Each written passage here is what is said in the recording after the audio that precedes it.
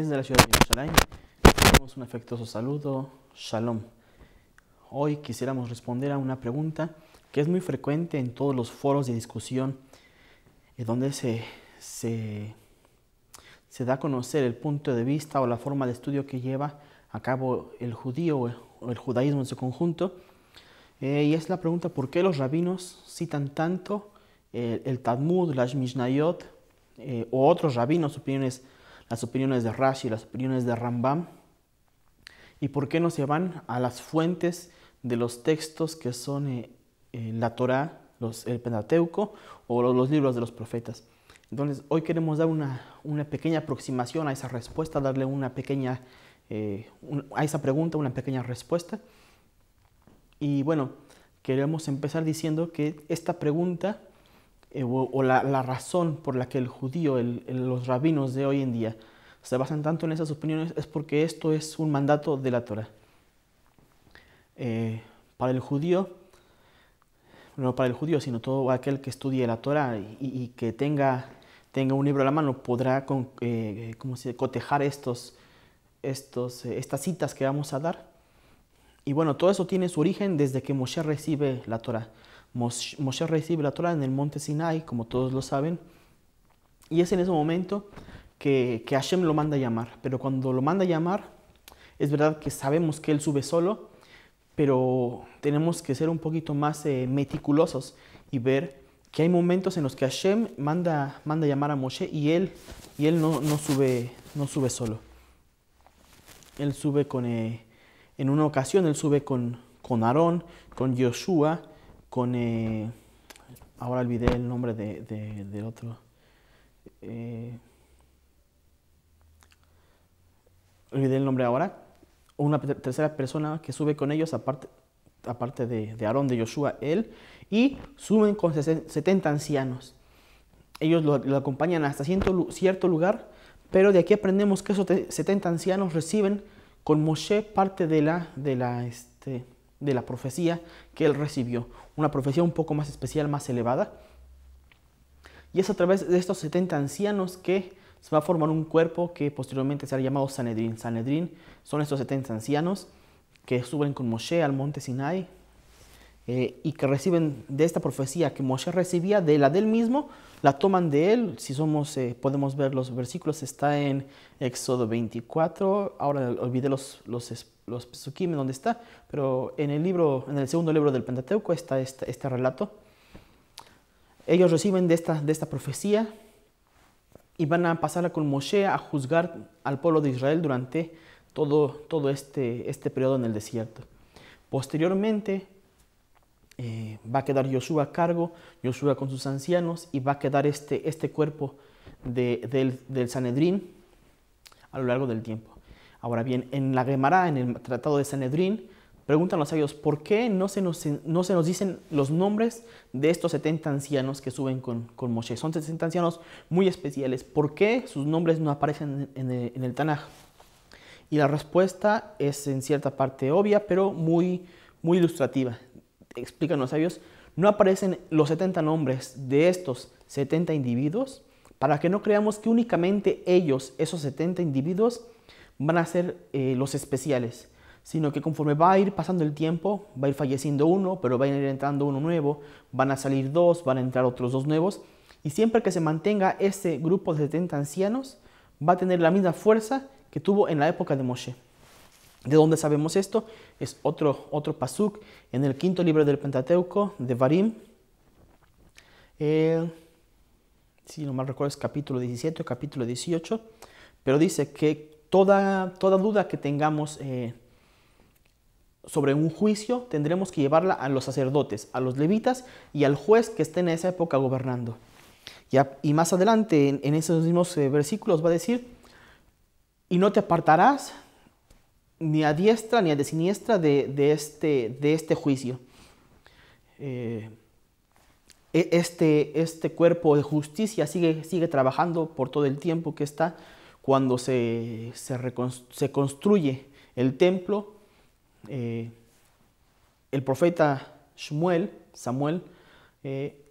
Anabí, él es el que con David Amelech, el rey David, van a diseñar la estructura del templo. Y cuando ellos diseñan la estructura del templo, ponen una cámara muy especial antes en una parte importante del templo, que es la Shgat HaNasid. En ese lugar se van a asentar el Sanedrín desde que ellos, delinean esta recámara. Queda así todo lo que es el primer templo. Cuando salimos al exilio, todos esos sabios, esos 70 sabios, son llevados al exilio a Babilonia, a Siria y luego a Babilonia. Y es allí, son Daniel y sus compañeros, que vamos a ver que son jóvenes muy sabios, que son llevados a la corte del rey en Asiria y en Babilonia, que van a ser seleccionados, pero son tan sabios que van a ser llevados a la corte del rey. Se mencionan otros 3 nombres, Azaría, Hananías, y el tercero ahora lo olvidé también. Pero ellos 3 y Daniel son parte de esos alumnos de este Sanedrín. Cuando Esdra y Nehemías regresan a la tierra de Israel para reconstruir el segundo templo, se vuelve a reconstruir el segundo templo y se vuelve a poner otra vez esta cámara donde se sienta el Sanedrín para juzgar 70 ancianos, un Beit Din grande. Pero en esta ocasión Esdra y Nehemías ven que hace falta darle más fuerza a este cuerpo, y por primera vez en su historia y por única vez, en vez de tener 70 ancianos, va a tener 120. ¿Para qué? Para recuperar toda la sabiduría del pueblo de Israel que fue llevada de Israel a Babilonia durante esos 70 años de exilio. Así que cuando regresan ellos a Israel, van a crear este Beit Din especial de 120 ancianos, 120, y con ellos van a acercar profetas que se incluyan de estos 120 sabios. Entonces tendremos personajes bíblicos que están dentro del Tanaj explícitamente escritos sus nombres. Tenemos a Ezra, a Nehemías, a Zorobabel. Vamos a tener lo que es el profeta Joel, Agai, Zaharías, Malají, Mardoqueo, Mordejai. ¿Dónde vemos esto? Todo esto lo podemos ver en el libro de las Crónicas también, y también en Ezra y en Nehemías tiene que estar cuando ellos recuperan regresan a Israel y juntan todo este grupo de sabios. Así que este grupo de 120 sabios vuelven a reconstruir lo que es la sabiduría del pueblo de Israel, vuelven a dejar sus bases. Y se cuenta en la Gemara que el último de estos 120 ancianos fue uno que es llamado y muy famosamente conocido Shimon HaTzadik. Shimon HaTzadik era un sacerdote. En la época en la que se reconstruye este cuerpo de 120 sabios, Ezra es el sumo sacerdote, el Cohen Agadol, pero cuando él fallece se queda este alumno, Shimon HaTzadik. Y después es el último él de estos 120 en fallecer, pero es el que pasa todo este conocimiento que recuperaron Ezra, Nehemías, los profetas y este grupo de 120 sabios, el que Shimon HaTzadik se encarga de transmitirlo a las siguientes generaciones. De Shimon HaTzadik hasta Rabbi Yehuda HaNasi pasan 10 generaciones. Rabbi Yehuda HaNasi es el que compila las Mishnayot que van a ser después parte del cuerpo de la discusión, la vértebra de lo que es el Talmud. Así que todas estas sabiduría, todas estas recopilaciones pasan de estos profetas a Shimon HaTzadik, el sumo sacerdote, y después él a sus alumnos transmiten generación tras generación tras generación. Ahora, ellos son muy cuidadosos en todo este conocimiento que tienen en las manos, en cuidarlo y transmitirlo como tiene que ser, sin omitir nada y sin agregar. Ahora me podrían decir, bueno, pero estos sabios, ¿qué importancia tienen? Bueno, tienen la importancia de que después de Shimon HaTzadik y todos sus alumnos, son ellos los que recopilan todos los textos que van a pasar a ser parte de lo que conocemos como Tanaj.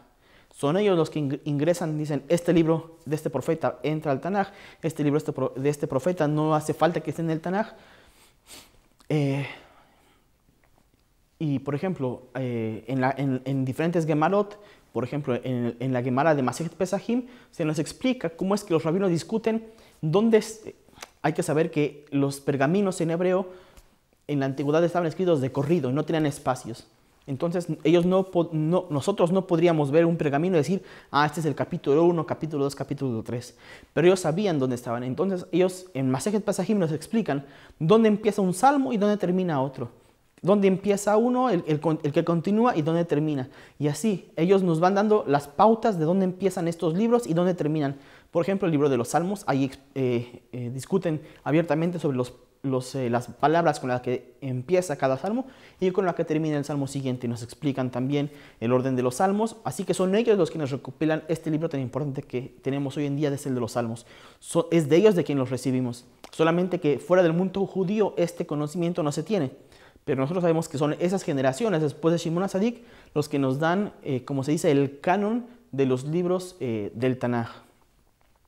También tenemos la discusión en el libro, esta vez en el Masejet Shabbat, de si el libro de Yehezkel, el profeta Ezequiel, se va a incluir dentro del Tanaj o no. ¿Por qué? Porque tenía algunos pasuk que eran conflictivos para gente no estudiada. Entonces dijeron, si esto se da de conocer más tarde, esto va a ocasionar que la gente no lo entienda y que su fe disminuya. Pero al final los rabinos deciden poner este libro dentro del compendio y es por eso que hoy lo tenemos hasta nuestros días tan famoso dentro de lo que es el Tanaj. Otro libro que también pensaban no poner era el libro de Kohelet del rey Shlomo. Lo traducen en español como Eclesiastés. Es un libro que también estaba en duda si ponerlo o no ponerlo, hasta que se discuten, entran a conclusión de que lo van a poner, pero que tiene que ser estudiado con maestros. Entonces, de ahí aprendemos que todo no de ahí aprendemos, ahí tenemos pruebas escritas de que es todo este grupo de maestros, este Sanedrín, estos rabinos, los que nos van a poner todo lo que es el canon en español, de lo que es el Tanaj. Son ellos los que lo forman y son ellos los que lo delimitan. Espero que, estos ejemplos hayan sido de ayuda, que hayan sido de esclarecimiento sobre algunos temas. Esperamos más preguntas en nuestros comentarios y si tienen alguna otra duda pueden escribirnos al correo que va a aparecer también abajo. También con estas fechas que estamos viviendo tan difíciles sobre el COVID-19, el coronavirus, esperamos que todos, donde quiera que se encuentren, puedan sobrepasar este momento de dificultad con emuná, con tranquilidad, y lo más importante es nuestro bitajón, nuestra seguridad en Hashem, que Él va a darnos, y para los que no lo tengan, vamos a recuperar la salud. Refuah Shlema para todos donde quiera que se encuentren. Desde Jerusalén, Shalom.